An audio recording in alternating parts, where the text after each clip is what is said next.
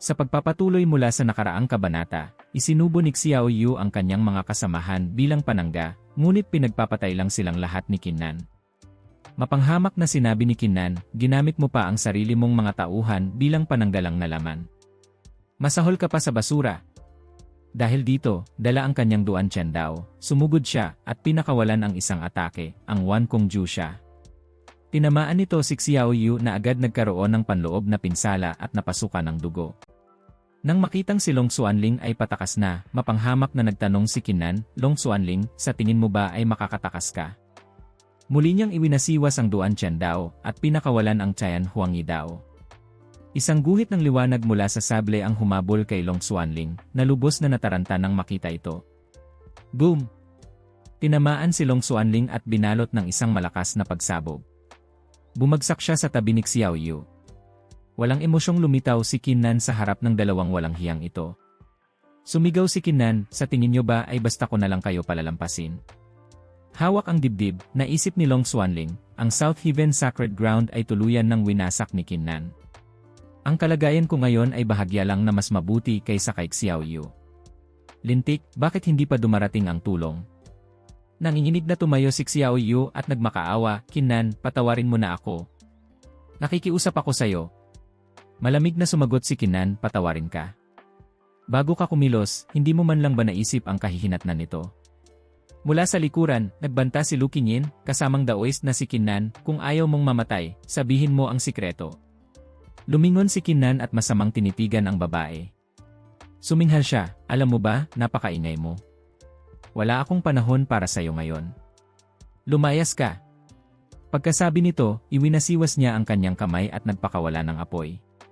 Nang makitang tumama ang apoy ni Kinnan, lumikha si Lu Qingyin ng isang harang at naisip, paano naging ganito kalakas ang kanyang kapangyarihan sa sandaling panahon. Mabilis na nabasag ng apoy ang harang ni Lu Qingyin. Tinamaan siya at napahawak sa kanyang dibdib, lintik, ano ba itong kalooban ng apoy na ito? Habang abala si Kinnan sa pakikipaglaban kay Lu Qingyin, palihim na tumakas si Xiao Yu. Napansin ito ni Kinnan at galit na sumigaw, sinusubukang tumakas. Asa ka pa?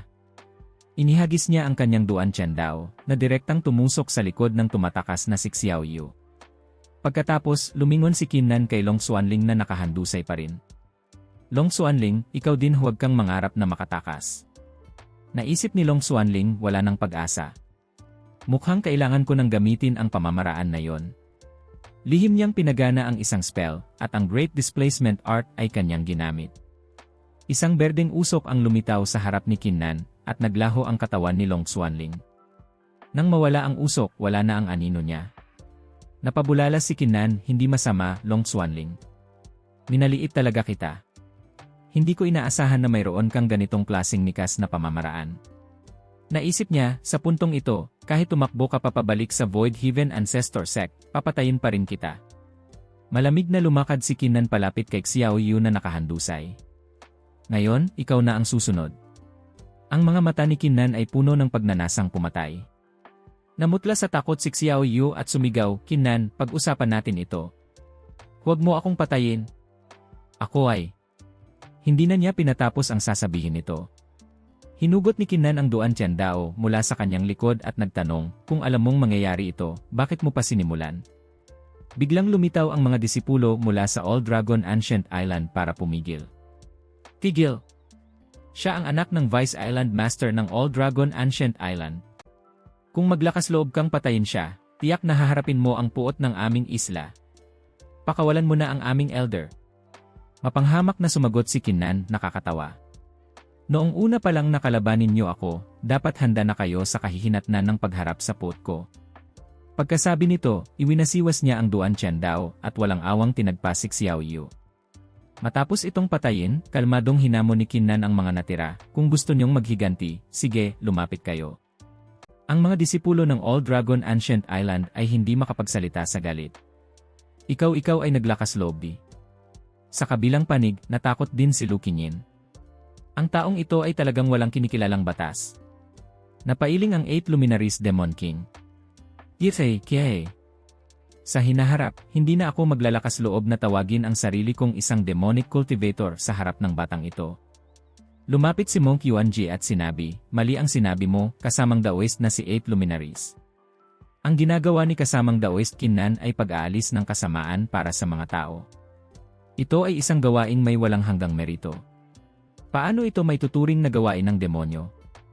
Pagkasabi nito, nagliwanag siya na parang santo, na halos bumulag sa lahat. Sumigaw ang Eight Luminaries Demon King, nakakasilaw. Ling Lanlan, bilis, tulungan mo akong ibalik ang aking immortal force.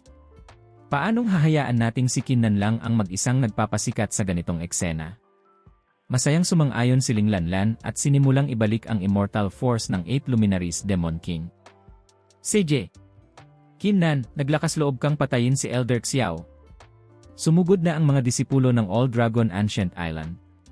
Kailangan naming ipaghiganti si Elder Xiao. Samantala, lumabas si Mingwang mula sa Heaven Mending Cauldron at sinabi, Kinnan, ngayong umabot ka na sa Heavenly Immortal Realm, ang unang layer ng Heaven Mending Cauldron ay nabuksan na. Gamitin mo ang iyong isipan para kontrolin ito at maipapakawala mo ang Wanyang Yiji. Nagulat si Kinnan. Talaga? May ganitong magandang bagay pala. Sumigaw si Kinnan, halika. Agad na lumipad ang Heaven Mending Cauldron patungo sa kanya. Ginamit niya ang kanyang isipan para kumonekta rito, at ipinadala ang kanyang immortal force. Ang makapangyarihang atake na Wanyang Yiji ay bumulwak mula sa cauldron. Nataranta si Lu Qingyin at naisip, ganoon pala katindi ang Dao artifact na ito. Kasabay nito, iwinasiwas ni Kinnan ang kanyang Duan Chen Dao, gamit ang paraan mula sa Framing the Heavens and Earth, Desolate Scripture. Isang makapangyarihang hiwa ang kanyang pinakawalan, ito ang Zen Dao Daoju. Agad na nasunog at naging abo ang mga sumusugod na disipulo ng All Dragon Ancient Island. Napaanga si Lu Qingyin sa nakita. Ito ba ang tunay niyang lakas? Matapos masaksihan ang lahat, nagsimulang matakot si Lu Qingyin. Sa kabilang banda, nagpasya ang mga natitirang disipulo ng All Dragon Ancient Island na gamitin ang kanilang huling alas, ang Heavenly Grain Immortal Tree. Ang sinaunang puno ay mabilis na lumaki at lumitaw sa tabi ng mga disipulo ng All Dragon Ancient Island. Sinabi nila sa isa't isa, magtiis tayo. Ang tulong mula sa Jusheng Sect, Luan Flame Tribe, Wengu Tribe, at Wu Clan ay paparating na. Sa kabilang banda, nagpakawala muli si Kinnan ng isa pang atake, ang Wanyang Yiji. Isang napakalakas na liwanag ng espada ang sumabog, ngunit ginamit na ng mga kalaban ang tree boundary. Agad na sinipsip ng hugis bulaklak na pattern sa puno ang Wanyang Yiji. Nang makita ito ng Eight Luminaries Demon King, nagtaka siya, anong klaseng puno yan? Nang makita ito ni Kinnan, mabilis niyang ginamit ang kanyang Aye Technique, ang Battle God's Immortal Aye. Sinuri ng kanyang mata ang puno mula itaas hanggang ibaba, hindi pinalampas ang anumang bahagi. Bulong ni Kinnan, nahanap ko na. Narito ang kahinaan. Dahil dito, nagpakawala siya ng isa pang Wanyang Yiji, ngunit muli itong sinipsip ng bulaklak. Mayabang na sinabi ng mga disipulo ng All Dragon Ancient Island, walang silbi yan, Kinnan. Kahit gaano pa pambihira ang Dao artifact mo, hindi nito masasaktan ang Heavenly Grain Immortal Tree. Pagkatapos, sabay-sabay silang gumawa ng hand seal at sumigaw, gapusin. Ang mga ugat mula sa ilalim ng lupa ay mabilis na pumalibot kay Kinnan at sa Heaven Mending Cauldron. Mabilis na lumipad si Kinnan papalayo at naiwasan ang mga ugat, ngunit ang Heaven Mending Cauldron ay nahuli at mahigpit na ginapos ng mga ito. Nasa gilid si Tu Shenliang na napabuntong hininga, ano ba naman yan, nagkamali ba ako ng akala? Sinamantala ng mga taga-All Dragon Ancient Island ang pagkakataon para habulin si Kinnan. Mamatay ka na, Kinnan! Hindi man lang umiwas si Kinnan sa mga ataking kidlat na pinakawalan nila. Iwinasiwas niya ang kanyang Duan Chen Dao at sinabing, isang sinaunang puno lang, sa tingin niyo ba ay mapipigilan ako? Pagkatapos humiwa, lumipad si Kinnan sa himpapawid, itinaas ang kanyang Duan Chen Dao. Isang nakakatakot na kapangyarihan ang lumitaw dito. Sumigaw si Kinnan, Kung Vu Dai Hong Bang Diet Chen Dao, at humiwa pababa sa puno. Boom! Sumabog ang usok at apoy sa buong lugar. Ang bulaklak sa puno ay nabasag, at ang puno mismo ay nahati sa dalawa ni Kinnan. Isang disipulo ang nautal, ikaw, nagawa mong saktan ang Heavenly Grain Immortal Tree. Anong klaseng sable yang hawak mo? Naisip nilang lahat na ang Heavenly Grain Immortal Tree ay masisira lamang sa pamamagitan ng isang mapanirang puwersa o ng isang bagay na direktang kumukontra rito. Nagsimulang mag-anunsyo si Kinnan, ang sabling ito ay tinatawag na Duan Chen daw. Walang bagay na hindi nito kayang hiwain. Siyempre, kasama na riyan ang Heavenly Grain Immortal Tree. Ngunit ngayon, may mas maganda akong ideya. Naisip niya, sa 5 elemento ng kalikasan, ang kahoy ay takot sa apoy. Saktong-sakto, magagamit ko ang Heavenly Grain Immortal Tree para subukan ang lakas ng apoy ko. Pagkasabi nito, isang apoy ang lumitaw sa kamay ni Kinnan. Nang makitang gumagamit ng apoy si Kinnan, isang disipulo ang nagsalita, "Kinnan, masyado mong minamaliit ang sarili mo. Totoong takot sa apoy ang Heavenly Grain Immortal Tree, pero huwag kang umasa na masasaktan ito ng ordinaryong apoy. Nangangarap ka ng gising." Sumagot si Kinnan, "Malalaman natin kung hindi natin susubukan, hindi ba?" Inihagis niya ang apoy patungo sa Heavenly Grain Immortal Tree. Biglang nagliyab ng malakas ang puno. Sa isang iglap, nasusunog na ito. Mabilis na naging isang nagliliyab na sulo na lamang ang Heavenly Grain Immortal Tree. Natakot ang mga disipulo ng All Dragon Ancient Island. Paano nangyari ito? Kahit na ang ikapitong ranggo na apoy ng Luan Flame Tribe ay mangangailangan ng 100 hinga para sunugin ito. Ngunit isang boses ang narinig, "Huwag kayong mataranta. Magtulungan tayong lahat para labanan si Kinnan." Dahil dito, sabay-sabay silang sumugod. Naghihintay na ang 8 Luminaries Demon King. Akala nyo ba ay hindi ako nag-exist? Ang tambalang 8 Luminaries Demon King at Monk Yuanji ay sabay na umatake. Si Monk Yuanji ang tagabulag, habang ang 8 Luminaries Demon King ang tagahampas. Naiinis na sinabi ni Kinnan, "Ngayong wala na ang proteksyon ng Heavenly Grain Immortal Tree, paano ninyo haharapin ang atake ng aking Heaven Mending Cauldron?" Muling ginamit ni Kinnan ang Heaven Mending Cauldron para sa isa pang Wanyang Ijay. Namutla sa takot ang mga disipulo ng Luan Flame Tribe. Pagkatapos, sila at ang kanilang mga puno ay tinangay ng Wanyang Ijay. Mabilis na natalo ang mga taga-All Dragon Ancient Island. Ang mga nakaligtas ay gumapang habang hawak ang kanilang mga dibdib, "Takbo na tayo." Ngunit hinarangan na sila ni Kinnan. "Ngayon nyo pa gustong tumakas. Huli na ang lahat." Muli niyang iwinasiwas ang kanyang kamay, at ang apoy niya ay mabilis na ginawang mga inihaw na isda ang mga natitirang disipulo. Lalong natakot si Lu Qingyin. Ito ba ang tunay na lakas ng number 1 immortal? Habang tulala pa siya, hinila siya ni Lu Xiaoming at nagtanong, "Ate, tayo kailangan na ba nating tumakbo?" Sumagot si Lu Qingyin, "Sa ngayon, hindi pa kailangan. Dumating na ang tulong." Pagkasabi niya nito, isang grupo ng mga tao ang lumitaw at sinabi, "Kinnan, sumuko ka na. Ibigay mo lahat ng kayamanan mo at hahayaan ka naming mabuhay." Tiningnan ni Lu Qingyin ang grupo at bahagyang nadismaya. 2 lang ang may lakas na peak Heavenly Immortal. Karamihan ay nasa 2 o 3 antas lang ng Heavenly Immortal, at mayroon pang ang peak Earth Immortal. Nang makita si Kinnan, sinabi ng mga bagong dating, "Hindi ito maganda. Sa ganitong grupo lang, mukhang hindi natin siya kayang talunin." Nagtanong si Lu Xiaoming kay Lu Qingyin, "Ate, anong gagawin natin?" Sumagot si Lu Qingyin, "Huwag muna tayong kumilos. Magmasid muna tayo." Isang lalaki ang tumakbo papalapit sa mga bagong dating at sumigaw, "Tumakas na kayo. Hindi niyo kalaban si Kinnan. Ipaalam niyo na sa mga pinuno ng inyong paksyon na kumilos." Ngunit mayabang na sumagot ang mga bagong dating, "Paano mangyayari yon? Huwag kang magbiro." Natuwa si Kinnan at sinabing, "Si Long Xuanling ay nagbigay talaga sa akin ng isang malaking regalo. Halikayo lang. Kung ilan man ang dumating ngayon, ganoon din karami ang papatayin ko." Pagkasabi nito, iwinasiwas ni Kinnan ang kanyang kamay at nagpakawala ng isang Wanyang Ijay. Boom! Ang buong grupo ay tinangay ng atake ni Kinnan. Isang miyembro ng Luan Flame Tribe na maswerte na intindihan ay sumigaw, "Kaya pala takot sa iyo ang mga taga-All Dragon Ancient Island. Pero hindi sila maikukumpara sa amin. Ngayon, ipapakita ko sa iyo ang kapangyarihan ng aming Luan Flame Tribe." Pagkasabi nito, naglabas siya ng isang Satholen. Handa na si Kinnan at nagpakawala ng isa pang Wanyang Ijay. Isang nakakatakot na puwersa ang sumugod patungo sa halimaw na apoy ng miyembro ng Luan Flame Tribe. Agad na nagbanggaan at sumabog ang 2 puwersa.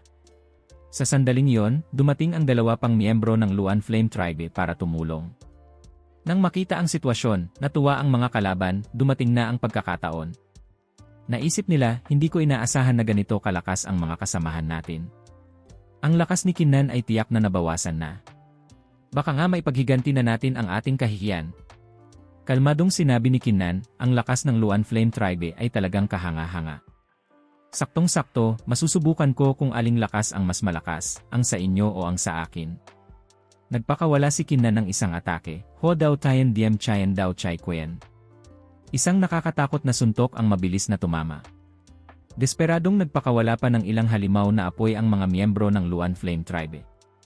Isang malakas na pagsabog muli ang umalingaw-ngaw at ang mga halimaw na apoy nila ay ganap na nawasak. Nang makita ito, nanatiling matigas ang ulo ng kanilang pinuno. Kinnan, inaamin kong napakalakas ng apoy mo, ngunit imposible mong mawasak ang aking Satholen.